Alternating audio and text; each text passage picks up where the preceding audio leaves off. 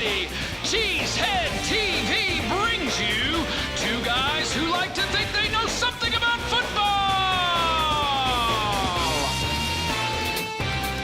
Good afternoon, everyone, and welcome back to Packer Transplants Live. I am Aaron Nagler, and I am joined, as always, by Mr. Corey Banke, my partner here at Cheesehead TV. We are coming to you live from the LiveX studio in Midtown Manhattan, and we are ready to talk some Packers. What do we have on tap today, Corey? Today, we soak in the fact that the Packers are the NFC North champs after embarrassing the Vikings in front of a national audience. And get ready for the final regular season game of 2019. But right now, it's time for the good, the bad, and the ugly. We got the good, we got Darius Smith. We got the bad, we got all those freaking turnovers. We got the ugly, we got that fucking Vikings horn. And hey, there is no uglier sound on this planet than that fucking horn. However, there is a video that captures the classless, the complete classless lack of any genuine you mad, bro? Emotion. Look at Mike Zimmer. Dude, what if Matt LaFleur was just like, you mad, bro? or just said, okay, boomer. I mean, Zimmer can't even look at him. He can't even look at the man who just kicked his ass for the second time this season, the rookie head coach. Man, I kind of hope Zimmer sticks around just so LaFleur can stick it to him again next year. That's what I want. Oh, man, it was great. It was great. There were a lot of things. I can now focus. I love the fact that we reset. My mind is calm now. It was like a meditation exercise. Appreciate that. Oh, man. You know what? You know what I should have done, Nagler? What's that? Okay, go on. Go. Yeah. This is what I should have done. This is exactly what you should have done. I can't even carry. Watch out for that. There it is. Oh, yeah. That's what I should have done. That's what you should have. Just relax. Hey, well, Corey, what is that? It's an acoustic panel. An acoustic panel? That's not just a poster or a sign? That's one of 17 acoustic panels going in the new Cheesehead TV podcast studio. Amazing. That's incredible. All right, are you ready for some Packers news? Oh, man. I mean, at least this proves we're live. Yeah, we are very live. No doubt about it. Yeah, because every other Transplants has been a pre-recorded tape recording. It's pre-recorded. Yeah, exactly. The Packers are NFC North champs. Woo! The NFC North is not enough. The North is not enough. Not enough, people. I'm just telling you right now, it's not enough. But they are NFC North champs. It feels fucking great. And with a win on Sunday, they can sweep the division. Sweep the division. But speaking of Sunday, Jamal Williams will not play versus the Lions. LaFleur all but ruling him out earlier this afternoon. I don't like it. I don't like it either, although they have survived without Jamal before, namely the Cowboys game where they put up 40 insane plus points. Speaking of guys who probably won't play on Sunday, Jake Kumerow and Danny Vitale did not practice today. Kumerow because he is ill. Vitale, he is dealing with a knee injury that has kept him out of practice all week. So I would expect Vitale most likely will be sat down. Kumerow has a chance to play. I mean, I'm hoping it's a 24-hour thing and he's back. Hopefully we get an email tomorrow taking him off the injury report. And then finally, the Packers converted part of Aaron Rodgers' roster bonus into a signing bonus, meaning that they can prorate it over the length of his deal. Essentially, it adds a little bit of a cap hit to 2019. It affords them $11.4 million worth of cap space in 2020, which tells you, they're maneuvering to make some moves this offseason / maybe extensions, although you would think they would probably get an extension done now if they were looking at that, namely number one being Kenny Clark. The deadline to get that deal done and have it count against this year's cap is 3 p.m. Central on Saturday. I doubt that happens. All eyes on the offseason after the Packers win the Super Bowl, after Corey and I are in Miami for a week doing Packer transplants every single day. That's right, people. That's what I'm talking about. By the way, carry the relax. Carry the relax. Funny. Corey can barely carry the relax. I can't even carry nothing. Can't carry nothing. But wait, hey, but I'm not joking, people. You probably think I'm joking. I'm not joking. We're going to Miami, and the Packers are going to be there, people. Wait, you're calling that? I mean, why not? All right, I had to get through all the chats so I could kind of put them in the queue so we have them for later. Queue for the chats and the chats in the queue? Yeah, the queue. I don't think we're pulling Facebook though. FYI. Cheesehead TV meetup for the first playoff game coming from California. I don't think we'll be doing a meetup for the first playoff game. But if I tell you what, if they get to the NFC Championship game, we'll throw down. But there's a lot of ball game left there, folks. Let's talk about the offense, shall we? Yeah. Let's talk about Aaron Jones being a touchdown machine. You know what's funny? What's that? Is I don't understand this, but I really like my brother-in-law.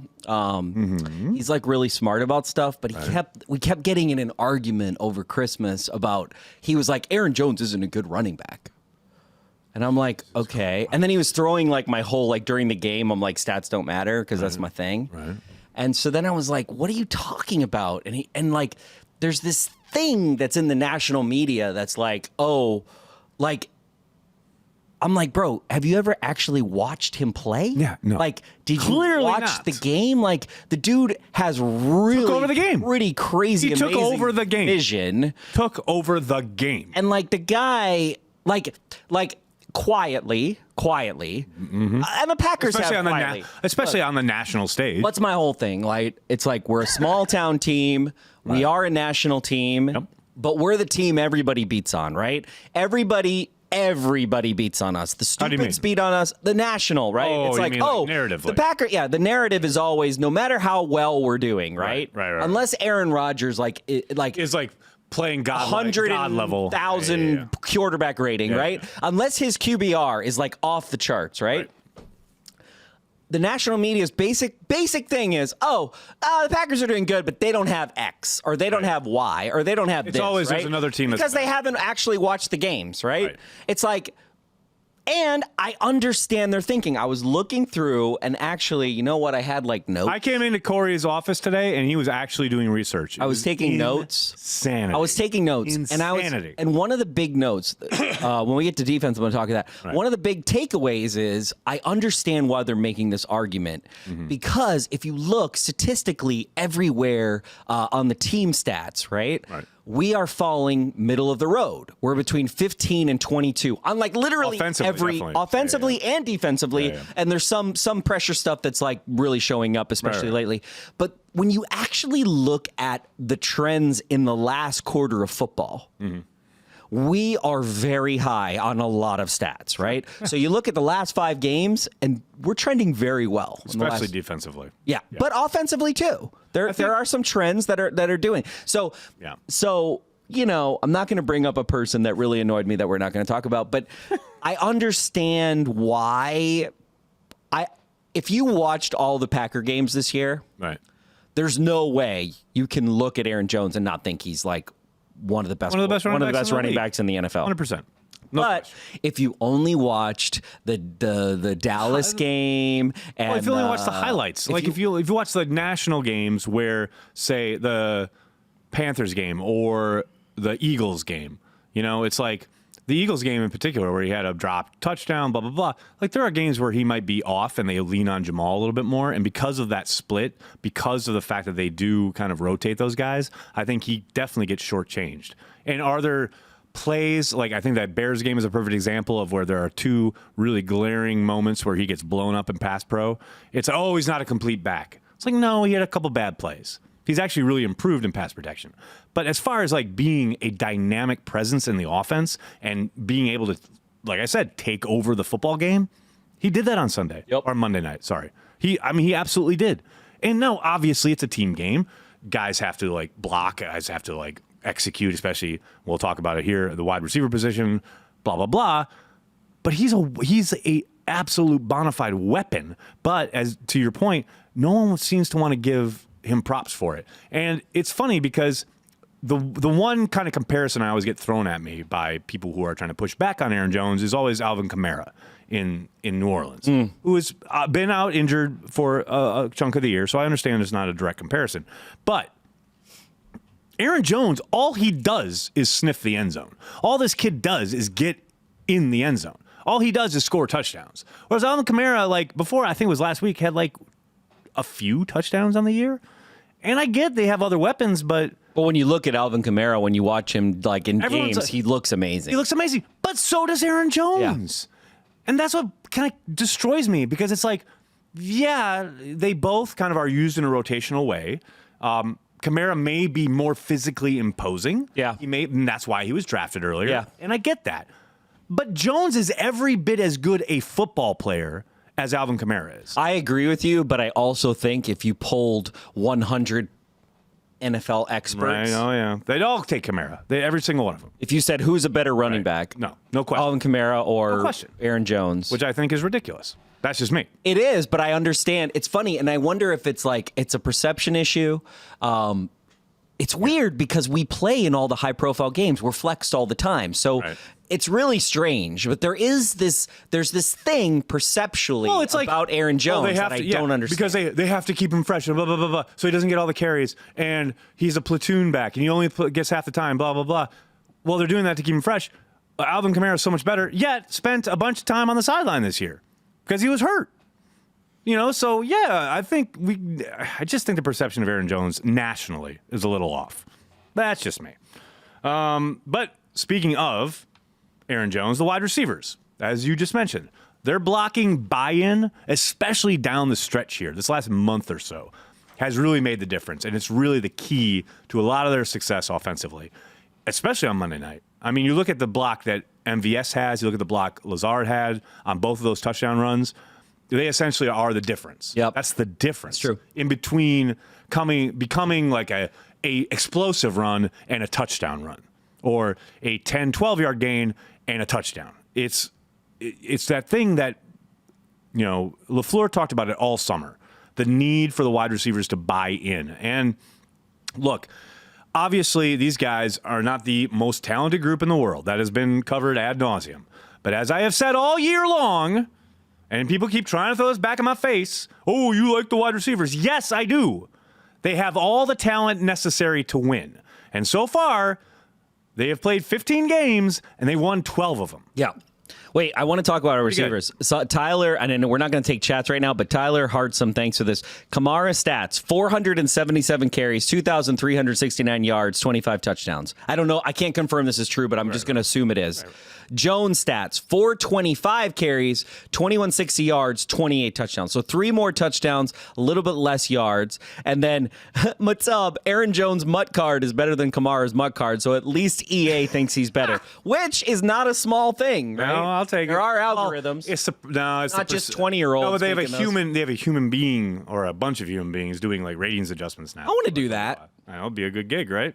I want to do that just for the Packers.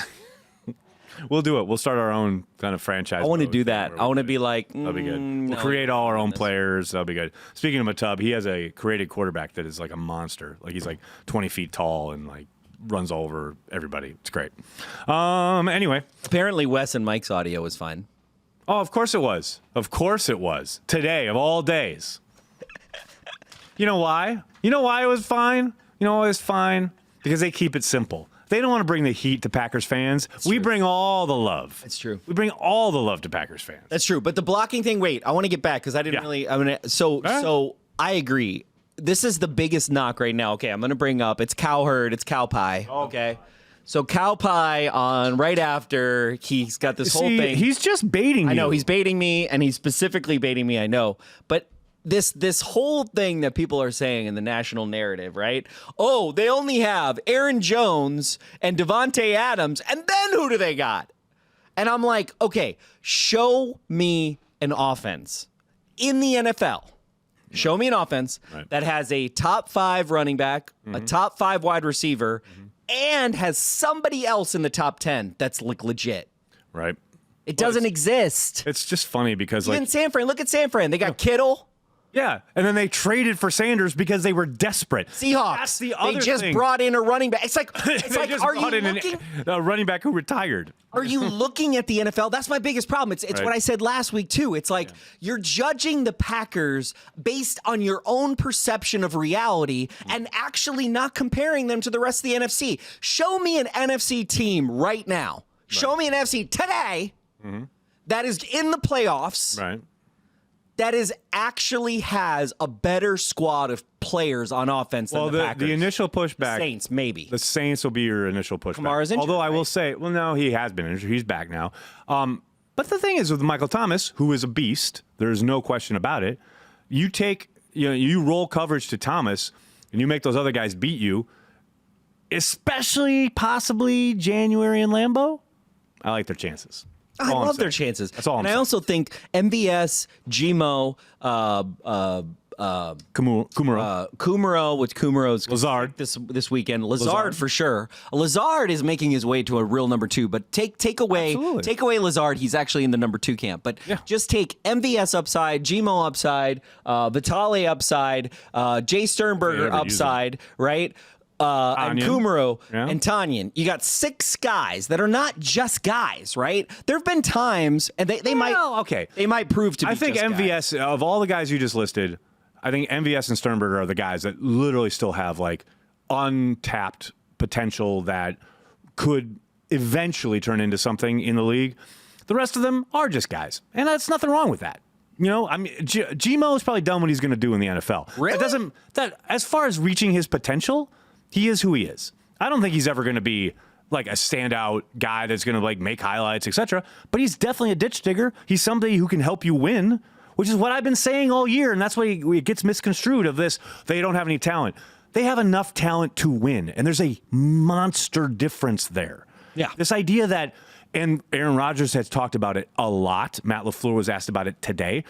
This idea of guys buying into their roles. You talk about Big Dog. When they brought him back this offseason, a lot of people were like, wow, I'm kind of surprised. I mean, he had 3 targets last year, like barely contributed at all in any phase of the game. This year, very involved in the run game, used judiciously, if we're being charitable, in the passing game. But a guy is completely bought in. Look at Tanyan, same way, since he came back from injury. He's not used a lot. Hell, Sternberger was freaking a healthy scratch on Monday night. And he's probably got the most potential out of anybody outside of those big 2, outside of Jones and Adams. But it's like everyone just wants fantasy stats or Madden ratings right now. That's not, But no one looks at the 30,000-foot view and looks at how we're constructing a roster, how we're gathering talent, and also building something. 30,000-foot view, meaning like look at the NFL as it exists. That's the other thing. This isn't your daddy's NFL where you had all that. And also MVS. Your point about MVS. MVS is the block that springs Aaron Jones. Absolutely. And it's a 100%. Sustaining block. Yes. It's literally 15 yards down the field. It's crazy. Right. So it's like, what more do you... that's where it's really exciting. The blocking from our wide receiver core, no doubt, is exciting. Exactly. It's especially very exciting. Since it's kind of coalescing / developing at this moment in time, as down this stretch run into the playoffs. This is when you want to be playing well. One thing guess what? The Packers are starting to play well. They are. One thing about Big Dog, and I need you to help me with this. Wasn't Big Dog the one who told in that TV interview? Yes.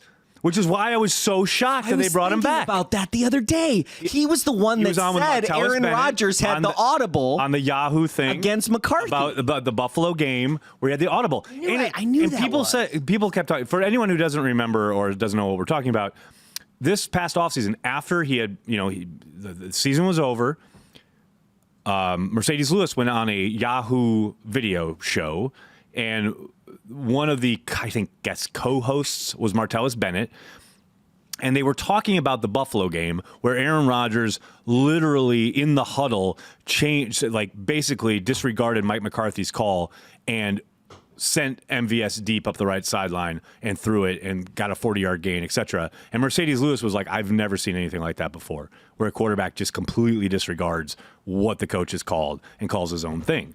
Now, obviously, the caveat being, Mercedes Lewis has played in Jacksonville his whole career, played with some really bad quarterbacks, etc. He's never played with someone like Aaron Rodgers. However, he also went on to say Mike McCarthy didn't know how to use the tight end, like blah blah blah blah. So it wasn't none of that.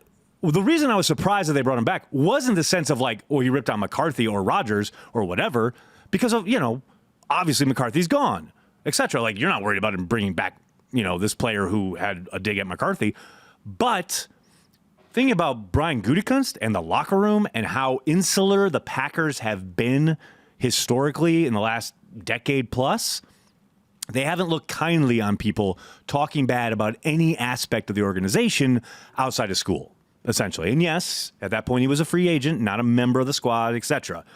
But that was just, to me, it's just funny you bring that up, was kind of surprising that Gutekunst would go back and go get him. And I do think bringing Hackett in from Jacksonville probably played into that a little bit because they had a history together. Yeah. Hackett always talks about what a great player he is, what a great man he is, leader in the locker room, etc. I do think he probably went to bat for him a little bit. But all that said, I do think the buy-in is a big deal. Not just the wide receiver blocking, but the role playing. The buy-in of this is my role, this is who I am. And hell, I talked to Danny Vitale about it in the locker room a couple weeks ago. This idea, I jokingly said, I got to get you out there more. I keep telling people how amazing you are in the passing game, blah, blah, blah, blah, blah. And he's very point blank, like, look, man, whatever they ask me to do, I'm going to do it. This is who I am. This is who I am to this team. They all like that. Everyone has bought into their role. And that's a big reason for their success. One thing that's not quite a reason for their success is Aaron Rodgers' accuracy, or the lack thereof. It was noticeable on Monday night. It was just off. Like whether it was hitting, throwing high to Lazard on that slant, whether he's got Lazard's got a guy beat a step and a half up the left sideline. Rodgers uncorks one and underthrows it. It's almost intercepted if the guy just turns around. Low to Devontae, low, just off. Behind Devontae on that should have been a touchdown at the end of the first half. Now, that's still a catch that Devontae needs to make, but it's just noticeable. But why do you think that is? Half the time, it's just a fundamentals thing. Like the deep thing. Just step into your throw. Just step into your throw. Enough of this nonsense. The flick of the wrist. Like, just get back to your fundamentals, and half of those will be taken care of. It's maddening to me. I do want to kind of ask LaFleur about it, but I kind of don't, because what's he going to say? But it's noticeable. Rodgers' accuracy has been an issue. I'm not going to say all year. I'm going to say at times this year it has been an issue, and it really reared its head on Monday night. I think it's been trending that way a little bit, so I wonder what it is, because the offensive line has stepped up. So it's not a question It's crazy how... I don't think it's a question of pressure necessarily. Speaking of the offensive line, how good has David Bakhtiari played? Like, it's so funny that this guy finally makes the Pro Bowl, probably will miss out on All-Pro this year just because of the perception around his play early this season when he had a bunch of a bunch of penalties, and he got beat a couple times for sacks. But I tell you what, in the last month, Bakhtiari has balled out, and no one's talking about it because again, he has set the expectation. Like when you're a 3-time All-Pro, and then you have a penalty. You maybe have a false start, you have a holding call, whatever, or you give up a sack on 3rd and long when, say, Joey Bosa can just pin his ears back, whatever. People start talking about you, and the perception changes. But I tell you what, this last month, Bakhtiari has absolutely regained his form. And I will say, no one's talked about it. You talk about Rodgers' accuracy, but it's like there were a lot of drops. There have been a lot of drops the last 2 weeks. Well, and some of those drops are because the ball weren't accurate. But drops, like Devontae had 2 drops that he should have. Of course. On to. Like Devontae had an off game too. I mean, no doubt about that. No question. I mean, Gmo's had some drops this year. Gmo's one of the leaders in drops, no doubt. But still, like things like the slant with Lazard on 3rd and I think it was 6, it's way behind him, and Lazard has to dig it out. But that's somebody who is making a play, who is catching the ball. But it's way behind him. It's like, put it out here. It's like Bill Walsh used to say, I want it right out in front of the numbers so he can keep running. So those are things that used to be routine for Rodgers that just aren't there anymore. Let's switch to the defense, shall we? Talk about this defensive domination. How much do you think how much do you think though? Because not enough has really been talked about this. Is how much is Rodgers in the past, right? In a system that he's well versed in. Right. He understands, he's so smart that he understands all 20 levels of the offense, right? Sure, right. And let's say he's got a new offense, right? How much of this offense is he's thinking too much and maybe his thinking and not understanding the offense as well as he can plays into some of his inaccuracy issues, some of his read issues, right? Because it's really hard to do your job if you're thinking about doing your job. Right. You just need to do your job, right? And so that's easier said than done. There's right? two. I know it's week 16 and into 17. No. But that, I think, hello, you just talked about it. He was in this offense, McCarthy's offense, for like 10 years plus. Like, yeah, I think there's two sides to that coin, right? On the one half, on the one side, you're saying a slant is a slant. You know, like there's no scheme in the world that makes the slant different. Like it's a slant. Put it out in front of him. But on the flip side, there is specifically a play, I think it's towards the end of the first half in that game, where he has Jamal Williams leaking out on the left side. They're literally like on the doorstep of the end zone. They're in the red zone. And Jamal's the read. Like he looks right at Jamal initially. And Jamal is screaming wide open.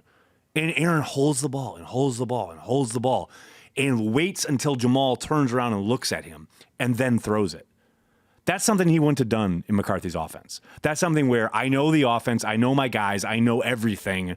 I'm like a Jedi. I'm going to throw it before he even turns his head. Yeah. And it's the difference between if he throws that when Jamal is still running and like before Jamal turns his head, he probably goes in and scores. Yeah. Because the defense isn't reacting in time. Yeah. But because Aaron stares it down and waits and then pulls the trigger, but again, to your point, that's an unfamiliarity. It's a thing that he hasn't done. It's funny. You go back and you watch those offenses that he played in under McCarthy, featuring the running backs in the passing game was not a feature, was not one of the primary reads ever. It was always a check down, an auxiliary thing, whatever. Now those guys are featured. So in that instance, it's kind of still, even in week 16, it's a bit foreign. So I kind of understand why, to your point, maybe he's a little gun shy, maybe he's questioning things in a way he wouldn't have in the past, although we all know he holds the ball sometimes. That's just what he does. I mean, that's that's life. That's life in the Packers. Someone's spamming the chat, and they are going to hide user on this channel. Bye. Sorry, guys. Sorry for the spam in the channel. They are now outro. Defense. I want to talk about one Mr. about to be PAID paid whenever the Packers feel like getting around to it. Kenny Clark. Oh, I thought you were going to say Zadarius Smith because no, paid too. No. Well, he just got paid. Zadarius Smith is about to make $1 billion. He just made $1 billion. Kenny Clark is about to make $500 million. I tell you what. Dude. Okay, one thing I want to talk about in this Vikings game, and you could feel it. This is why the national media go F yourselves. Did you like that, Nagler? Nice. I did already throw some F-bombs earlier. It's all right. The pressure from this defense. Insanity. I have not seen this kind of pressure from the Packers defense since 1997. Are you kidding me with this? Let me tell you about something that Zadarius Smith did. Your boy, Bob McGinn, compared Zadarius Smith, his performance on Monday night, to a Reggie White performance. How can you not? He took the game That over. pretty much tells you how many all you times? need What to do we know. have? 2 turnovers and it was 6 points? 3 turnovers in the first half. 3 turnovers. 10 points. 10 points. It's 10-9 at half. Yep. Are you kidding me? That's the defense. Mm-hmm. This defense, this is when they say defense wins championships. There it is. You're looking That's at the that. one. That's why. Because no the other one. team in the NFL can have 3 turnovers crazy? in the first half and still be in the damn What's game. crazy is that the Vikings have been playing pretty damn well coming into that game. Their offensive line had not been bad. Kirk Cousins looked so bad in that game. Well, he had nowhere to go. It was awesome. He had nowhere to go with the ball. He looked like a tool. He is such a tool. But anyway, dude, he looked, it was so great. It was like Kirk Cousins in the first half of the season. Oh, yeah. It was awesome. But you're talking about Zadarius getting paid.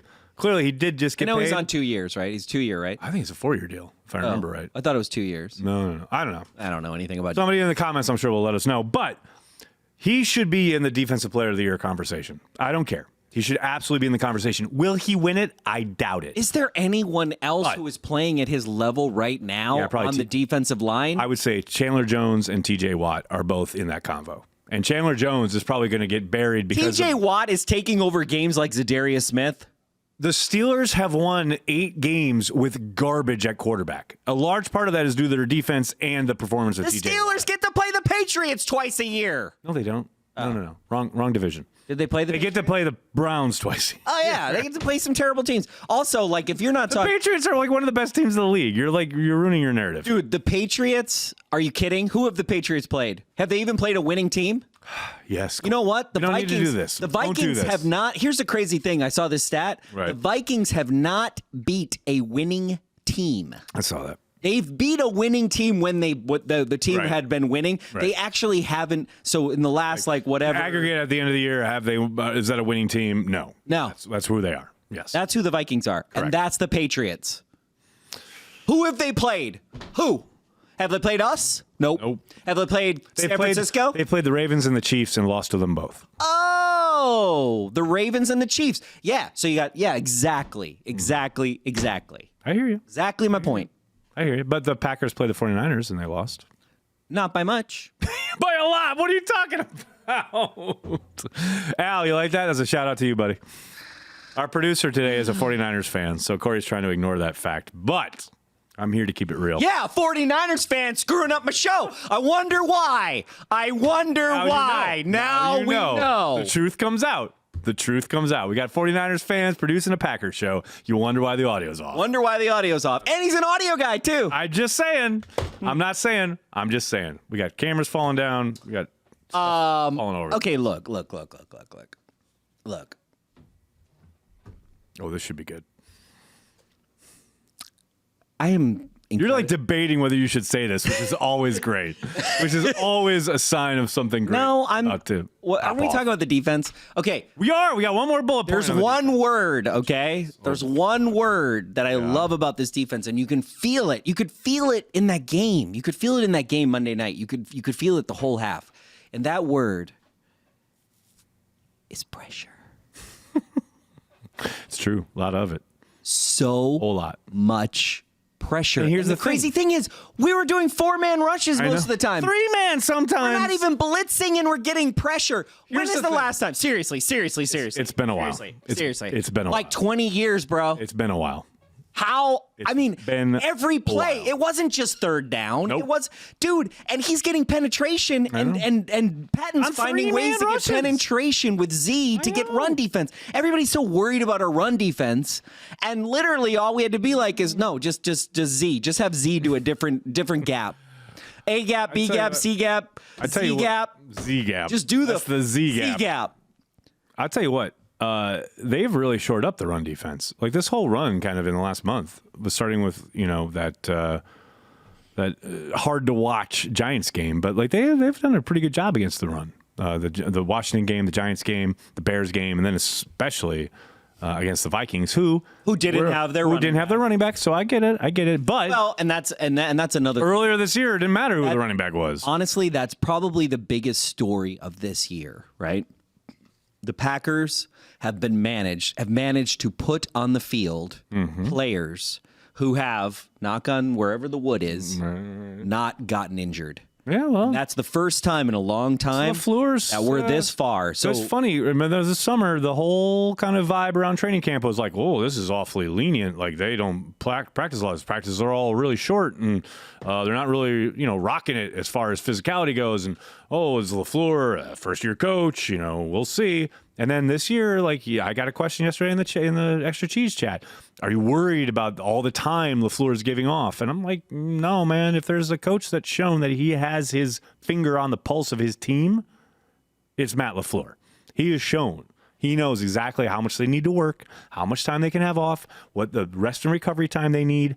I mean, if the proof is in the pudding, it's these guys staying on the field. Well, and honestly, if you look at the other teams around the NFL, the Seahawks, classic example, Minnesota, what do those teams not have that we have? Those teams don't have starters playing right now. They have backups playing. Yeah. And that has been the difference. In my opinion, that's been the biggest difference for Green Bay this year. The history of the recent NFL will tell you the healthy teams, they're the ones that go on runs. So hopefully, knock on whatever. I mean, I know Jamal Williams is hurt, but and guys like Kumaro and Vitale are being dinged up, but hopefully that continues. And also keep guys on the field. I feel like I didn't give Kenny Clark his due because I did on Twitter, but holy crap! And you said it. The dude, I mean, you don't have to know anything about the defensive line to know how good this guy's been playing. Well, look, Al, do we have that Kenny Clark clip? I know we kind of raced over this, but Kenny Clark, look at this. Look at this play. This is third down. This is get off the field time. This is a defensive tackle. Look at, that center is a rookie who they drafted specifically to help in situations like take over, and Kenny just lit him up all day long, all night long, I should say. So will he be the highest paid tackle in the NFL? I don't know about highest paid, but he's going to get paid. He's going to get paid, and I guarantee this is the cycle. They can franchise. They already no. They gave him the 5th-year option at the end of this year. Oh, right. At the beginning of I did know that last summer. I don't know how I knew that, but I did know that. So they've got him. They've got 2 years of control because they got the last year of his normal deal, which is this year, and then they got the 5th-year option. I will say this: this is exactly how this will go. This plays out every single time the Packers sign someone of their own. The headline will come out, the tweet will come out, whoever reports it, Kenny Clark signs an extension. And it'll be a blockbuster deal. It'll be for huge money. I don't know if it'll be record-setting. I doubt he's the highest paid dude in the league. That's not going to happen. But he's going to get paid a boatload of cash. Inevitably, some douchebags will be on Twitter going, oh, they totally overpaid. Not thinking, not understanding that, the cap has risen at least $10 million a year every single year. That's true. And by the time he reaches, say, the second or third year of the deal, it will be a bargain. That is how Russ Ball works. That is how the Packers operate. And then by week, say 4 or 5 of the second year of that deal, people will be tweeting about what a deal it is, what a bargain. That's going to happen. It happened with Devontae Adams. It happened with David Bakhtiari. So basically what you're saying it always happens. Basically, here's how it's going to play. So all the trolls will be like, they overpaid, so you'll fight all the trolls. 100%. Then like a year and a half later, a year and a half, Cruz 2 years later, and Andy will be like, that was such a value. What a great deal. And everyone will be like, I know, right? Not remembering that they completely trolled the shit when it actually got announced. You know what's really funny is? It's a circadian rhythm. It just happens every single time. That's what I was just about to say. How many times have I had a rant on this show about appreciating where we are right now? I think we do that every week, kind of. Well, but especially in the past, I was looking back at some previous shows. I'm sorry. Yeah, me too.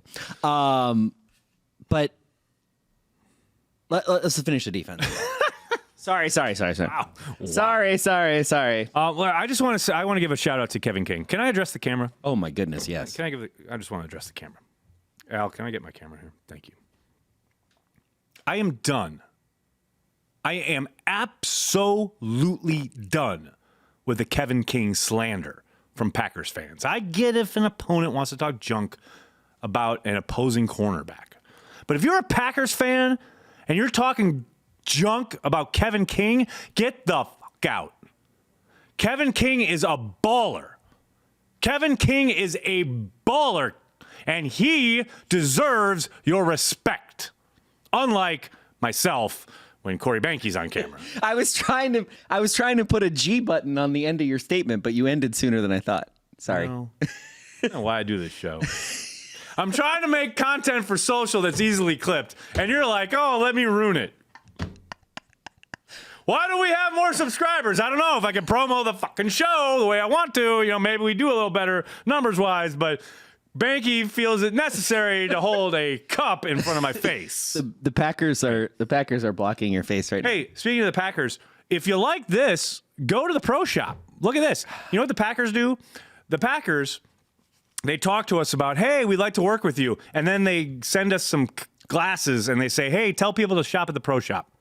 That's working with us. So, they do have that. Oh, shop at the pro shop. They do have the North is not enough stuff. And, Wes Hod got an NFC North hat.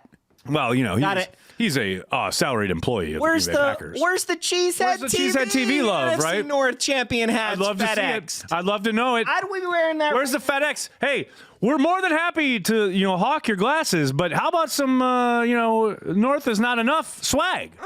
I'm happy to take it for your happy minions here. Come on. We give and we give and we give, Banky. So anyway, can I show this, Al? Can we show this Kevin King play? Yeah, Kevin King. Look at this. Cover 3. Kevin King's on the backside. Look how he's A, stays wide, and then B, stays as deep as the deepest man, and then makes the interception. That's just a baller play from a baller dude who Packers fans just want to give crap to. And look, this isn't even the best play Kevin King made in that game. It's the most probably consequential. It's a huge turning point. But you can do a cut-up of all the great plays he made in this game. But people want to give him crap. And people want to say he's the weak link. And blah, blah, blah, blah, blah. And he's not Alexander. Well, no crap. Yes, he's targeted more than Alexander because Alexander's got the potential to be an all-pro, and offensive coordinators go, well, I better not attack that guy. So, yeah. And hell, Alexander gave up a TD in that game.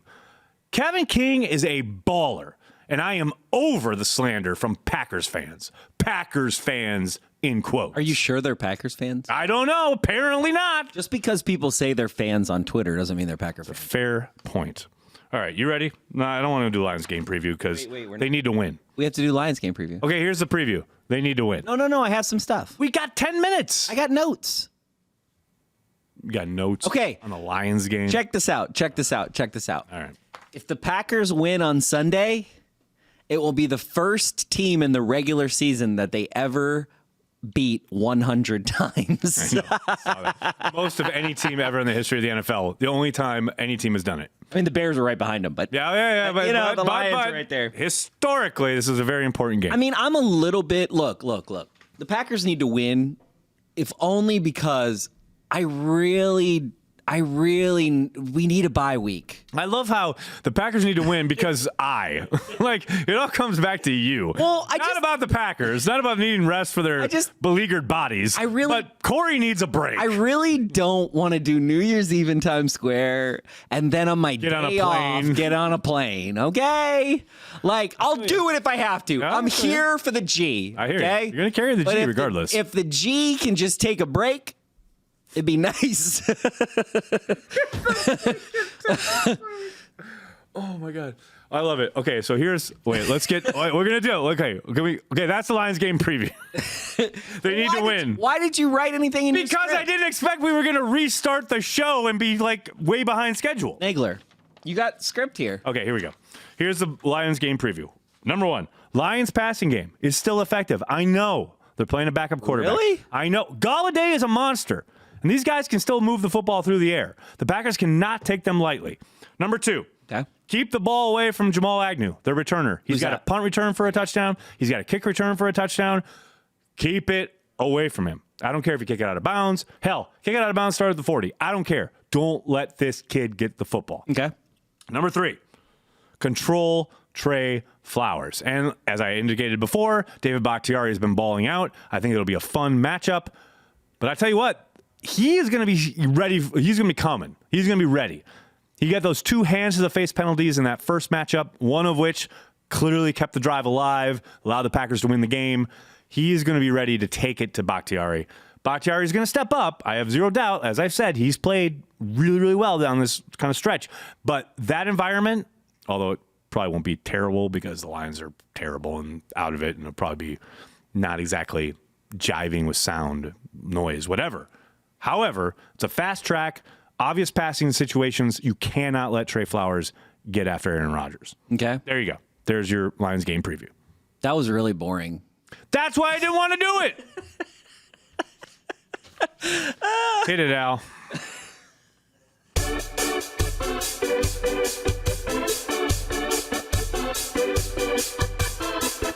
This week in the Packer blogosphere.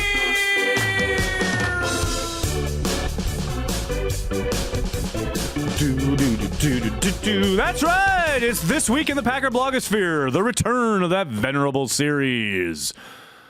So, this week, it's not really anything about the Packers blogosphere, but it's some Vikings coverage that has kind of taken the internet by storm. Namely, one Star Tribune up there in the old Twin Cities doing a retrospective on the last decade of Minnesota sports, which I know sounds like an oxymoron, but this tweet took off. LMAO, imagine being as shallow as Minnesota sports fans and listing injuring Aaron Rodgers as one of their top 5 sports moments of the decade. Now, I got to clear something up because I got this tweet tagged in my mentions like a billion times. Okay. let's make something clear. The author of the piece that was in the newspaper does not mention injuring Aaron Rodgers one time. Doesn't talk about it. Never comes up. There is clearly someone in the art department of the Star Tribune that is enjoying trolling Packers fans because there is that collage that includes Barr's hit on Rodgers. And on the online version, it is, Barr tackling Rodgers is included as one of the pictures. But I just wanted to say to Packers fans, don't rise to the bait. Don't rise to people getting so indignant about it online. It's like, yes, we know the Vikings are classless. We don't have to look any further than A, Mike Zimmer's post-game handshake, but B, the Vikings franchise itself included the injuring of Aaron Rodgers on its hype video before the game Monday night in the stadium. That tells you all you need to know about how bereft of anything resembling class the Vikings are. I don't understand it. I feel like if the Packers did the same thing to any other team, if they showed a highlight clip of a Packers player injuring another player, not only would the NFL fine them, but that person would probably be fired by the Packers board because it's not just classless, it's unprofessional, it's everything wrong. It's like, why are you doing that? Like, it's not just trolling people. Because it's why are you celebrating all they have. Why are you celebrating someone getting injured? Like, are you crazy? Are you crazy? All they have. I would never celebrate that. I don't celebrate that. There's players that I cannot stand, and I wouldn't celebrate them getting injured. I agree. It's all they have. It's all they have. It's all offseason. It's sad. Vikings fans. It's sad. And it goes back to Minnesota Nice is bullshit, okay? Minnesota Nice, they stole it from Wisconsin. They were like, oh, look, Wisconsin. Like all our old football players. Wisconsin people are nice, so we're going to make up this term Minnesota Nice because we're kind of like them, but we're not. But we want to be like them. It's true. Because, like, if you've ever been to Minnesota, I've met some nice people from Minnesota, but I've met way more nice people from Wisconsin than Minnesota, okay? That took a turn. I have yet to meet a Minnesota Viking fan. No, I take that back because my father-in-law, I'm about to... Yeah, I almost stepped in it there, Banky. But here's the thing. I'm really close to converting him. Okay? Yeah, I can see that. Would that not be a coup? That would be, very much so. So I've got him into Spotted Cow. I sent him 2 cases. I got him into Spotted. I sent him 2 cases of Spotted Cow for Christmas. Okay? Mm-hmm. He will not wear, so here's what's crazy. He will not wear Viking stuff to Lambeau because he feels like it's disrespectful. So here's what he wears. He'll wear a Lambeau Field t-shirt. So he won't wear... Not supporting the team. Not supporting but he's supporting the building. Right? So he feels a little bit... So I'm like, he's so close. And I've even told him, so Monday night, we're playing, and like he goes to bed early. Of course. Oh, I got to tell you, okay. No. You tell the story, and then I gotta tell my dad's story. So he goes to bed early, right? So of course the game is late game, right? Even in Lambeau time, it's a late game. We're in Central Time. Yeah, of course. So I looked at him and I was like, okay, if you go to bed right now, it's the third quarter, right? Oh, God. I'm like, if you go to bed right now, when you wake up, you're gonna be a Packers fan. And he was like, I'm going to bed. So I'm at that thing. My dad. So I'm at home for Christmas. I was home. I flew back yesterday. So I'm home Monday night watching the game, and I'm getting set up. I got to do the radio show afterwards, so I've got that set up in the living room where my dad has his chair. Wow, he let you set up at the radio show. Well, the radio show because I knew he'd be in bed after the game. Like I knew that was gonna there's no way he's making it all the way, but. I was like, I set up on the table, the living room table that is in the same room as his chair, but I ain't touching his chair because that's his chair. So I pull up a chair next to it. I'm sitting there, and the game starts, and I'm there by myself. And in the living room, the show place, basically, it's like this one nice room that they keep really pristine. Yeah. And the girls, it's the living room, exactly, you don't live that in. No one lives in. My dad always used to joke, we can only have the finest room for the cats to puke in and the dog to call crap that in. room is the viewing room. Right. That was the room they put the casket in that you actually did your viewing in. So they have the Christmas tree there, right? In the fireplace, and it's all cozy. So I get the game starts. Aaron Jones fumbles. They hold them to a field goal. I'm like, oh, God. Commercials come on. Wait, where are the girls? They're asleep. They're upstairs, asleep. They're already in bed. They don't want anything to do with it. They don't have nothing to do with the Packers. Come on, you know this. You know what? What's those are happen? my girls. I know you're in the middle. Would you let me tell this story? Okay, but you know what's going to happen is What? They're going to marry Vikings fans. Yes, I know. Nagler, I'm not going to let that happen. Okay, look, Nagler, they're going to leave home and they're going to become bigger. They're going to become bigger Packer fans than you or me. They're going to leave. They're going to leave home and they're going to miss it so much. Pretty sure that's not going to happen. It's going to happen. Anyway, so the commercial comes out. I'm like, where's my dad? He's not sitting in his chair. What the hell? So I go into the living room, and there's my dad with a book. My dad is reading a book during the Packers game on the same floor. He's not even in bed. He's like on the same floor. He's like 20 steps away, but not watching. This is my dad, Mr. Lotta Ball Game Left himself, who like indoctrinated me into the ways of Packer fandom. Like my dad. And I'm like, Dad, what are you doing? He said, "Oh, I can't. I'm too nervous. I get too much anxiety. I've got to get to sleep. I've got to be up in the morning." He's reading. He's got some appointment, so he's reading. He's like, "I can't. I was too nervous. I can't. I'll see it in the morning." I was like, "All right." So I go back in the living room. The other room. I still don't sit in his chair at this point because I'm like, his dad's He chair. might want it. He's like, he'll come around, right? Yeah. So sure enough. Like, about 10 minutes later, Dad walks in and goes, "Oh, so what's the score?" And I'm like, "Oh, it's 3-3." And I give him the recap, basically, of what happened up to that point. I'm like, they can't hold on to the football, etc. So my dad goes, "Oh, yeah, okay." He goes back out to go keep reading. I'm like, what is going on? So finally, I'm like, screw this. I sit in the chair. I sit in my dad's chair, watching the game. I got my beer. I got a Leinenkugels. It's beautiful. And my dad literally goes upstairs and goes to bed at halftime. He walks in and goes, "What's the score?" Like it's 10-9.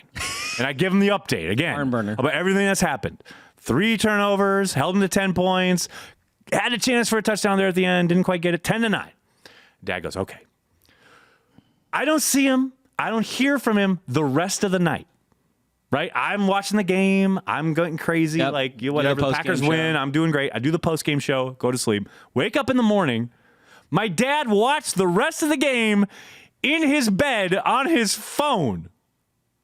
And didn't say anything, never made a sound. Mr. I'm so nervous, I can't handle it. I can't do it. Oh, let me just check out the game. Welcome to 2019. I know. I was just like, what are you doing? But and then the first thing he said the next morning was, "God, Aaron Rodgers, what's going on there?" I'm like, "Dad, we won. Who cares?" At that point, I'm like, I don't care. See, I thought what he was going to say was, "Why'd you sit in my chair, asshole?" No, I know. No. He was fine with that, but he was just like, "What's going on with Aaron? Why is he so off? I don't understand it." I'm like, "Dad, they won the game." Well, here's the thing, right? Aaron Rodgers was so off in that game, and we won. I know. That's what's great. Awesome. That's what's great. That's awesome. It goes back to, I had this tweet, which is 11 by 11 by a second. And that's the variable, right? 11 times 11 times 1. And every second, and there's 60 seconds, and you become millions of variables. And the fact that we are operating like a team this year, more so than probably any other year since, 2011. I'd say 2014. I think the 2014 team yep. really coalesced down the stretch. If Brandon Bostic does what he should have done, Nagler. I know I said the name. Nagler. Sorry. I'm going to break this relax acoustical panel over your head right now. Why? 2014. Why do you have to trigger me? 2014. I was feeling good in the neighborhood, and now you got to trigger me. Yep. Okay? I feel you. Please don't. We're 12-3, Nagler. Correct. About to sweep the division on Sunday, by the way.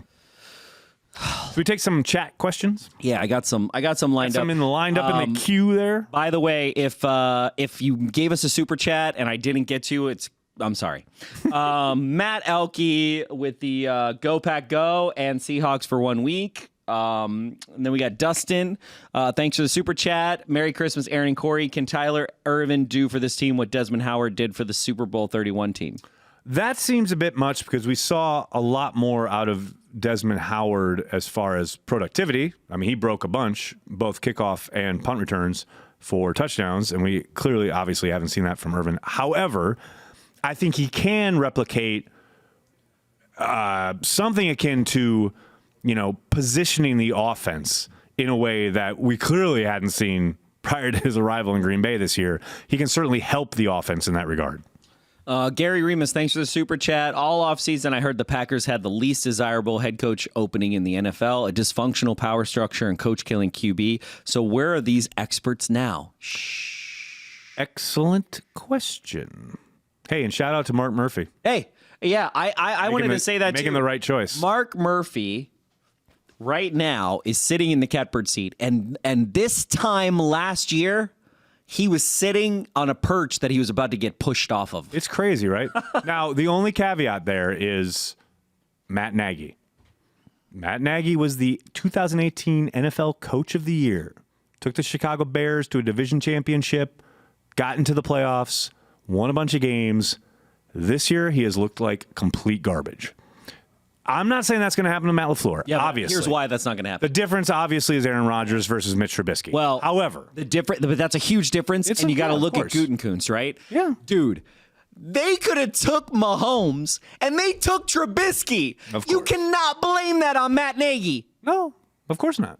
Of course not. But they took Nagy's Trubisky over, and everybody's like, won the division with Nagy Trubisky. wouldn't have known what to do with Mahomes. And I'm like, bro. No. It was John Fox back then. That's Whatever. But he would have known. If Nagy had Mahomes right now, right, I would be very scared of the Bears. Yeah, for good reason. Very scared. Yeah, understandably. Where am I? Hello. Zach, thanks for the super chat. Please fix the audio only here in the left channel. All right, we fixed it. That was a couple hours ago. But I got to give it up for the super chats. I try to get them all in there. Dustin Shoot, the North is not enough unless you're the Vikings, in which case it's enough for a banner. Will they put a 2019 wild card second place winner banner? Oh, you know they will. I like it. You know they will. Tyler, thanks for the super chat. Cooper, Aguilar, Sanders, headline, free agent wide receiver, thoughts? What? Aguilar, Sanders, headline? I think they'll draft somebody before any of that nonsense. Okay. I don't know what that means. I have no idea. That's why you're here. M. Grabowski, 70. Have you guys seen Rise of Skywalker? Thoughts on that mess of a movie? Absolutely no point for Palpatine to come back. Spoilers, dude. No, I have not seen it. I've seen it. I had a lot of fun. It's big, dumb fun. I hated most of the major storytelling choices, but I still loved it. I haven't seen it. Tyler Hartsum, Cheesehead TV meetup for first playoff game coming from California. Maybe. Not the first playoff game. Well, maybe the first playoff game. We'll see. Maybe. Nagler won't be there, so no one will want to go, but maybe then he'll retweet me. Okay, wait. Let's put this out here. Like, since we want to go here, right? Corey Banke, businessman extraordinaire, comes up to me earlier today and says, I was thinking about the playoffs and you don't really need to go, blah, blah, blah. And I'm thinking, I kind of agree. I should be here. So then later in the day, he's like, we could do it. Since you're going to be here, we should do watch parties. So, you should have just come out and said, I'd really like to do watch parties during the playoffs. And then I'd been like, yeah, that's fine. But you surreptitiously made I don't think you really need to go to Green Bay. But then it's but I really want to do watch parties. So that was the whole reason for the first conversation, which we should have just had the second conversation first. No, I wanted to see what your honest opinion was because I cared about it and I wanted you to have buy-in. See how that works? All right. No idea what you're talking about. Last time the Packers played a Super Bowl in Miami, my grandparents were there. This year, I will be visiting them in Florida on Super Bowl weekend. That would be something. You are correct, sir. All right. Here's the thing, people. Here's the thing I want you to understand. If the Packers go to the Super Bowl, guess what favorite blog of yours has been credentialed for the Super Bowl? The Daily Norseman? Nagler. I don't know. What is it? Cheesehead.com. Oh, amazing. We've been credentialed thanks to you. Well, thanks to Cheesehead TV and the power of the brand. So there you go. So if we will be there all week, we'll people. Be there. And you know what's funny? If we go to the Super Bowl, it's a big if, people. Huge. So let's knock on some wood. If we go to the Super Bowl, we will have Transplants every day. Every day for a week. Every day for 1 week. How can you handle that? How many super chats are we going to get? 0. Craig Brockmiller, are we sitting anyone on Sunday? Jamal Williams. And Kumaro. And Kumaro. Kumaro, maybe. He's ill. But what is this thing? I've seen so many people. I got a DM from someone the other day who said they were arguing with their friends because somebody so-and-so said they'll probably sit Rodgers. Like, people, they're still playing for something. You can safely ignore anyone wondering if they're going to sit somebody. They're not going to sit anyone. They're going to sit injured guys because they're injured. But that's it. They're still playing for something. I don't know where we are. Chad Bartel, thank you for the super chat. Championship defense shows when it matters most. Could not agree more. Down with that. Braden Stiegel on Facebook. Do you think they cut Jimmy after this year? I 100% think they have to. Good question. Hell, I thought they had to last year and they didn't. But yes, I do think they will. Yeah, I think they do. Federico Brenes. Go Pack Go from Costa Rica. Costa Rica, what's up? What? Go Pack Go. And last but not least, Brock Rannick. Thank you for the super chat. Corey, need the old-fashioned video before the playoffs. Okay, look, people. He put For Christmas, He put the recipe out. You know what's funny? I was shocked. My grandfather texted me, Right. and he was like, "What are you doing?" I was shocked. And I was like, "It's not rocket science. It's all about the execution." It's the secret sauce, No, though. it's not, though. It's about Yeah, it's about it's a the bit of a secret execution and the ingredients. Okay. Word. So if you don't know, on Twitter, I posted the recipe. But yes, I think we're going to do a video. What I want to do is I want to make a video of like old fashions and Bloody Marys, like for Cheesehead TV. Right. But I want to be the voice in the video, but like have have someone more attractive than me in there. We'll find the most attractive. We'll have Mike Abbott do the video. And like someone. No, I want someone more attractive that's like the bartender, that's like your Wisconsin bartender kind of person, you know? Like, You see the dichotomy there? Anyway, we should do. Nagler. Just do the hands. Don't talk just shit do about it. Wisconsin. Don't, Nagler. really? Just do one of our videos where we do the shot from above and you just make it and you just see your hands and then you can do a voiceover. I don't want to do it. The people are demanding it, Banky. I know. All right, are we done? Are we done? We're done. Thanks, everybody. Well, that'll do it for this week's installment of Packer Transplants Live. We'd like to thank everyone who stopped by to chat some Packers with us. That's why Corey and I are here. We are and will always be devoted to Green Bay Packers fans worldwide. Hey, Winston, I'm sorry. Where is the Winston that has given us illumination and information in past press conferences? Did we do something that you're down on us again? But this was last week it didn't go very well, and we want to talk about your guys, and I'm not quite sure what you want from us to make that happen.